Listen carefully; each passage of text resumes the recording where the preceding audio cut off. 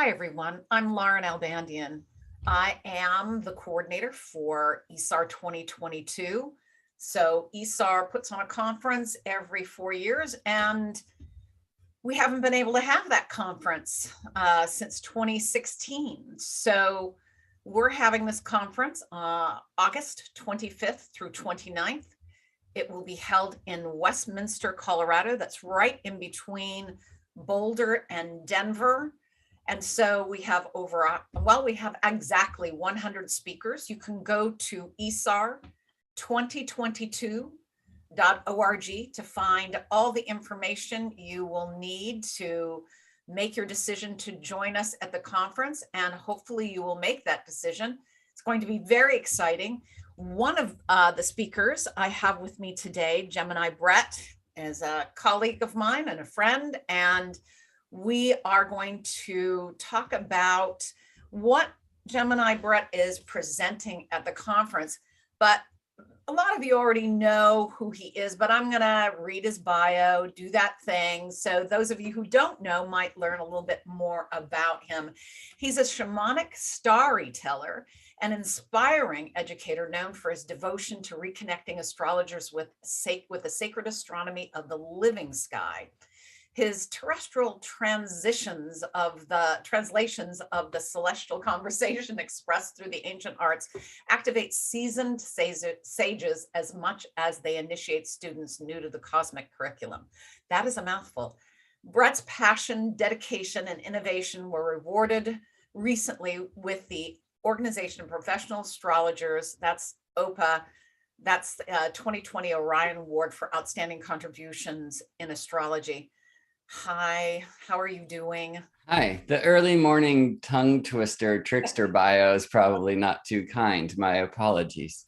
I'm doing pretty well. I mean, the world's alive in interesting ways and trying to grow individually while also witnessing the whole as best as I can and confused about the whole thing and all that. So authentically, I don't know how I'm doing, but I'm excited to be here with you to spend a little time. And I'm really, really excited for ISAR and to spend some time with peers and colleagues in the same room for the first time. And That's so what I long. wanted to It'd be kind of lean wonderful. into and to elaborate a little bit more how that feels to after several years now of only being truly able to engage or mostly engage with our fellow astrologers in our community through a virtual reality. And now we are coming back to in person, and ISAR is one of the two main conferences coming back in person for 2022. So what do you think? What are you feeling? Well, anticipation, excitement, love. Um, Trying not to fall prey to expectation is always part of the game, right? I'll have been initiated by the OPA conference in April, the end of April. It's going to be a much smaller gathering, so it's kind of a nice little test case. Then I'll actually be coming from a small gathering in Sedona, and we'll drive through some of the sacred site lands on the way to Westminster for the ISAR conference. So I should probably be in a good centered, grounded space is my guess, although with Sedona, it could very clearly go the other way. But, I think as a empathic being, and I know this is part of your makeup too, and most of our community's makeup, it's going to be interesting to come together and feel that, but it's going to be a new teaching and consent, which is always an important thing at gatherings, right? Like it used to be, you just go in for the hug. And then we learned, maybe you should ask first or get a little bit of a body signal, which was such an important teaching that I got initiated through in Seattle community actually in the last decade. And now, there's going to be just different levels of where people are with the whole thing. And, the fear body will likely be pretty high. So, I'm interested in finding how I will navigate that and bring light and all that, right? So I don't know. I'm it's part of the global confusion that I'm feeling individually, and I'm really excited for it. I gotta say, I used to really like sports. I lived in Seattle for so long, and so I liked like the Seattle Mariners and whatnot. And then when I went through my weirding, or when that began, like it just got less interesting. Yes. But I would love going to the games and just seeing how there was this focus on this one thing. Right now, I mean, what if we could focus on world peace or something? That'd be nice. But it was really interesting to witness that, and like all of the bodies. Do you know what I mean? And I think there's something in this time right now, there's just these acute sensitivities that are really coming up that ask us to have more open eyes, more understanding eyes, more compassionate eyes, and less judgment, which is, I think, always a really solid practice. So I want to learn that while I'm also teaching and learning from all the astrologers at the conference, which of course I'm so excited about. So many good astrologers are going to be there, and such a wide array of lectures. And I'll remind everybody where you can find that. That's isar2022.org to find the schedule. There we have a very interesting platform for the schedule. And you can actually create a login to the schedule page, not the main page, but the schedule page, and actually create your own unique schedule, right? Choose lectures ahead of time, though it's not required that if you choose them, you go to them, but you can set sort of your agenda and print it. And there's ways to engage through the app where you can engage with people and post things. So it's actually very interesting. So let's actually talk about what you're going to be doing. And so you have a lecture and a workshop, which is very exciting. And so your lecture, when you presented it to me originally, you had something really exciting, taking an old technique and bringing in something new to it. So the title's called Directed Daily Perfections, a new synthesis of ancient timing techniques. So what is that really about? It's hard to describe. And I have to say, I have, since I submitted that lecture title, discovered that it's not as new as I once believed. It's happened many times in astrology where I thought I invented a thing and I looked around and I asked a bunch. And, you know, I mean, I'm sure it's happened to you as well. But you have that idea for the book and then you go to the bookstore and you're like, oh, somebody already wrote that. And then you have these options of like, envy, why didn't I get there first? Or thank you, now I can do something else. Anyway, I have learned, and it's an old timing technique most astrologers are now familiar with, that's kind of been dusted off and come back from the ancient tradition called profections, which is one of the oldest timing techniques with which we are aware. Like directions, not the way that modern astrology is doing, like solar arc directions, but what we're called circumambulations or primary directions. Profections and transits were kind of the main ingredients of the predictive toolbox of ancient astrology. And they really carried all the way through the Renaissance before astrology disappeared and then came back with like a whole new shape. So I've been interested in this idea of profections, which, because they come from the ancient Hellenistic times, so they were everywhere. Most of us are using whole sign houses when we deal with profections. And just the general idea is like, I'm Gemini rising, Mercury for life. But when I turned 1 and entered the second year of my life, we say the ascendant has profected to the second house. And in this interesting way, you're kind of moving through the chart. And so then Cancer, my second sign, would be my like ascendant for the year. And then the moon is said to be kind of the guide of that year. I prefer that term, right? And so what I asked, well, why would it just be Cancer for the whole year? What if I took that year and I slowly moved from 0 Cancer to 0 Leo as the next year began? And just moving that, just, if you know Anne Orderly's pinball technique, it's a lot like that. And then in the tradition, it would be very similar, though timed differently, to what was called primary directions or circumambulations. And so I saw that as this combination of these things. I later learned from Martin Ganson's book first, and then saw on the Astro Seek website this option for what they call continuous profections, which basically does this. However, that was going down in medieval times when folks weren't using whole sign houses anymore. And so what ended up happening is I'm dealing with all of this data that this kind of hybrid system works.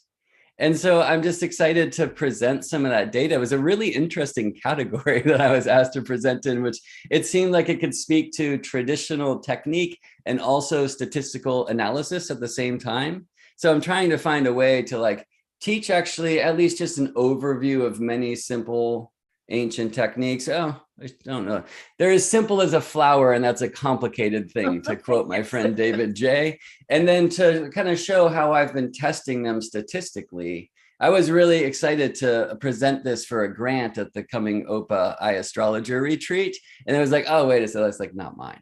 But it's like this different take on it. I'm sure it was done. I knew that the whole time because it works and it's super cool and it's elegant and simple. And so that's that. I'm really stoked to show folks how to connect into it. I bet you many others have already found their way to it. And it's one thing that I've been using in client sessions and in my own analysis of like my year ahead or whatever, to kind of pinpoint highlight days of the year outside of kind of some of the obvious transit things that happen.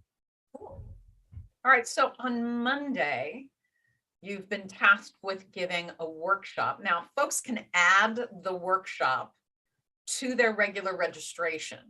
Even if you register for a day, let's say you want to register, you just want to see Gemini Brett.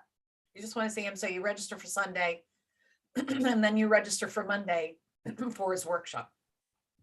And so the workshop is Where in the World? Philosophy and Techniques of Relocation Astrology. So, there's been a lot of work on that over the years, coming out of Jim Lewis and his work on Astro Cartography. So tell me a little bit about that.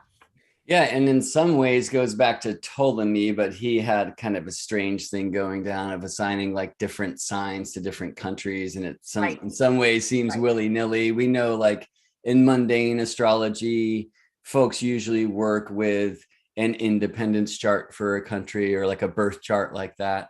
And then there's this whole geodetic map thing that I know Jeffrey Wolf Green was playing with as well. What? And that in a sense is, I guess, a sister science to Astro Cartography, which was really brought in by Jim Lewis, which speaks to the power of angularity. Right. So we have known for a long time as astrologers, and maybe this is one of the things we have the greatest statistical evidence for, the planets that are close to the angles are very powerful in a chart. And so we have these many timing techniques like profections. And a really wonderful thing is like my talk and my workshop of astrocartography, at least the astrocartography side of the workshop, they go together really well. Because as I was saying before, like I was born Gemini rising, but this year I'm actually in Aries year. And in Colorado, when I was born, Aries was rising. Right. So by location, that's a place I could go to maybe tap into that expression of the moment of my birth. In fact, in Colorado and Boulder, where I lived for many years and had a band, my Aries Jupiter was rising in the moment of my birth. And I hadn't considered until we were just coming on today, Laura, that by August, Jupiter will be in Aries. And so I'm kind of gearing up for a Jupiter return with in a place where Aries Jupiter was rising in my birth, right? It's like a cool thing. I see this all the time. I first learned astrolocality and astro maps by having that up on the screen while just having conversations with clients. And I knew like I didn't feel ready to go there yet, but people would talk about I lived here, or couples would say we've lived there. And these maps are like, whoa, like, it's just amazing. The power of place, right? And the way that it seems that power places individually are often indicated by what I call planetary power paths on like the natal map, which is a chart. So astrocartography is one of these great modern techniques that just shows us quickly on a map where planets were either in the moment of birth rising or reaching at the midheaven or resting at the descendant or rooting down below. And for me, they just say, hey, go look here and then cast a chart. It cast a relocated chart, which I'm sure, you know, that's been in the practice well before. Yeah. Computers allowed the ease of Astro Cartography. And so I will certainly be looking into just relocated chart techniques. What happens when you move a stellium from the 6th to the 5th? And maybe that thing that used to be a lot of toil in your world has now become this creative realm, or you go and that's the place you have a child or something like this, right? And I'll also be teaching local space astrology, which I find to be a very powerful technique. I actually did a local space talk at NORWAC last year. And there's a few case examples that I like to start with because they're just mind blowing. It's like, okay, this thing's real. And then let's bring that into natal chart. So I'll be doing a bit of an overview. I love relocational astrology because, like profections, help me kind of turn the wheel. Like, what would it have been if I was born with Pisces rising, which was happening in the West Coast when I was born on the East Coast in Boston? Or what is it every 12 years when the Pisces comes to my ascendant through these profections? It's a very similar thing in that regard. It's just one's moving through space and the other's moving through time.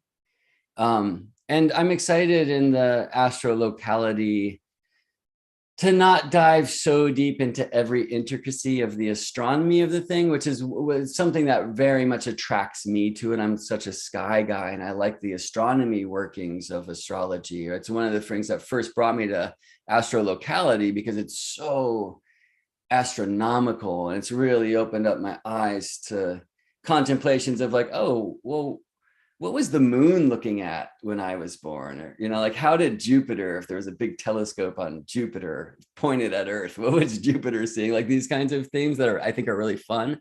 And I can teach for weeks and weeks and weeks, all those things, but I'm excited to just kind of give little overviews and then we'll use the workshop time to be kind of a deep dive of workshopping, right? And really having people dive into their own maps because I imagine we'll have an internet connection and it's amazing what we can do just on free softwares online. I use a few different ones for the astro locality. Astro.com is huge in this way and some other sites as well. So I'll be showing people not only like what these techniques are, but how to apply them real time. And then I look forward to like seeing results and, having the class share what they find.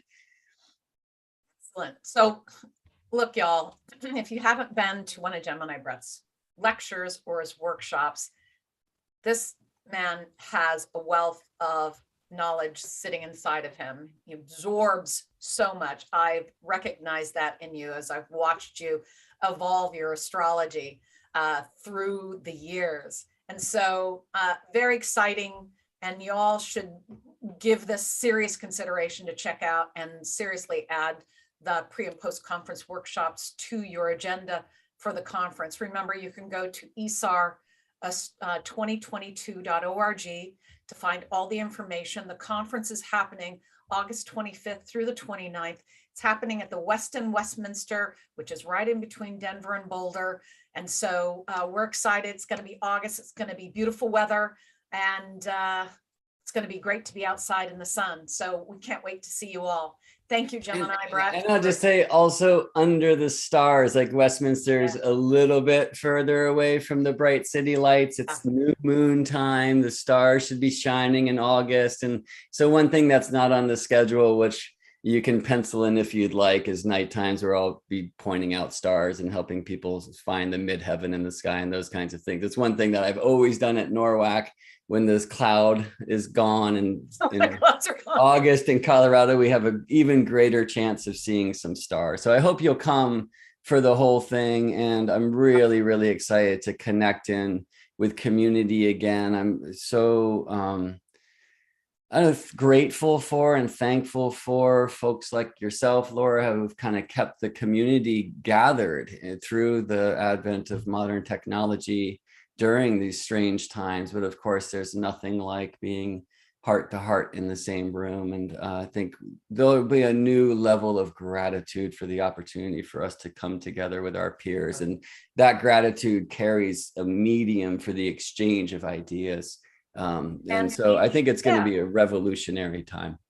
And for ISAR, the theme of the conference is in fact joining hearts and minds. So we're very excited to do that. So thank you very much for taking the time today out of what I know is, I'm sure, a very busy schedule. And